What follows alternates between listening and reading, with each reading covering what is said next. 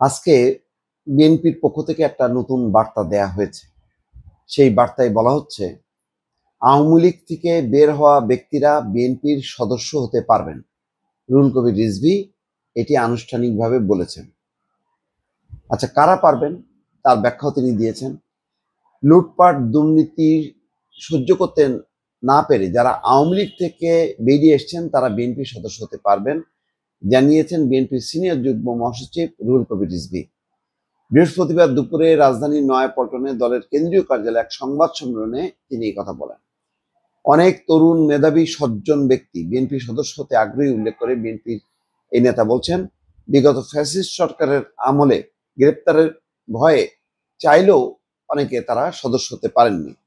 অতীতে আওয়ামী লীগ করতেন, তবে দলটি দুঃশাসন লুটপাট সহ্য করতে না পেরে যারা দল থেকে সরে এসেছেন তারাও সদস্য হতে পারবেন। তিনি বলেন, সদস্য পদ নবায়ন এবং নতুন সদস্য সংগ্রহ কার্যক্রম আগামী 15ই মে থেকে শুরু হবে, যা চলবে 14ই জুলাই পর্যন্ত। প্রায় 1 কোটি নতুন সদস্য সংগ্রহের টার্গেট দলটির। এ সময় চিকিৎসকদের বরাতে রুহুল কবির রিজভী বলেন, বিএনপি চেয়ারপারসন বেগম খালেদা জিয়া ভালো আছেন।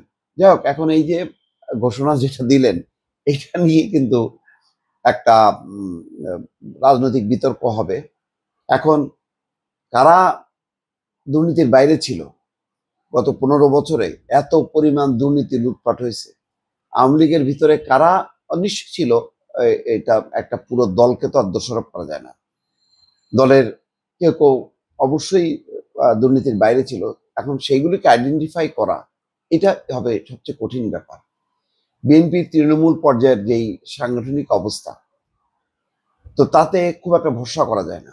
এখন কেন্দ্রীয় একটা যদি ট্রাইব্যুনাল করা হয় দলের পক্ষ থেকে, সেই ট্রাইব্যুনালের কাছে যদি জমা দেওয়া হয়, তারা যদি একেবারে পুঙ্খানুপুঙ্খ পরীক্ষা করে যদি সিদ্ধান্ত নিতে পারেন, তাহলে সেটা ঠিক আছে। তা নাহলে কিন্তু দেখা যাবে যে এই ঘোষণার পর থেকে আওয়ামী লীগে যারা পালায় আছে তারা আসবে, ভিড়বে, এবং দেখা যাবে তাদের মধ্যে অনেকেই আছে অভিযুক্ত। এই নিয়ে নানা বিতর্ক কিন্তু একটা তৈরি হবে, নতুন একটা বিতর্কও একটা সূচনা হইতে পারে। আর এটাকে যদি খুব চমৎকারভাবে হ্যান্ডেল করতে পারে, সত্যিকার অর্থে যদি এটা কার্যকর করতে পারে, তাহলে বিএনপির জন্য একটা প্লাস পয়েন্ট। আওয়ামী লীগের ত্যাগী নেতা কর্মী যারা এখন অনেকে ফ্রাস্ট্রেটেড, এই শেখ হাসিনার এই পালায় যাওয়া, দলকে বিপদে রাখা, দলের নেতারা এখন তৃণমূলের সঙ্গে যোগাযোগ না রাখা, এবং স্বার্থপর যে এই সমস্ত লোকগুলো টাকা পয়সা নিয়ে ভেগে গেছে, যাদের টাকা পয়সা নেই তারা নিরীহ, শুধুমাত্র আওয়ামী লীগ করার কারণে যারা মার খাচ্ছে, তাদের একটা নতুন একটা আশ্রয় হবে। সেটা সেই অর্থে ভালো, কিন্তু এইটা পুরোটা পরিচালনা করাটা যথেষ্ট কঠিন। এটা যদি ভালোভাবে করতে পারে তাহলে কোনো সমস্যা নেই। দর্শক ভালো থাকবেন। আল্লাহ হাফিজ।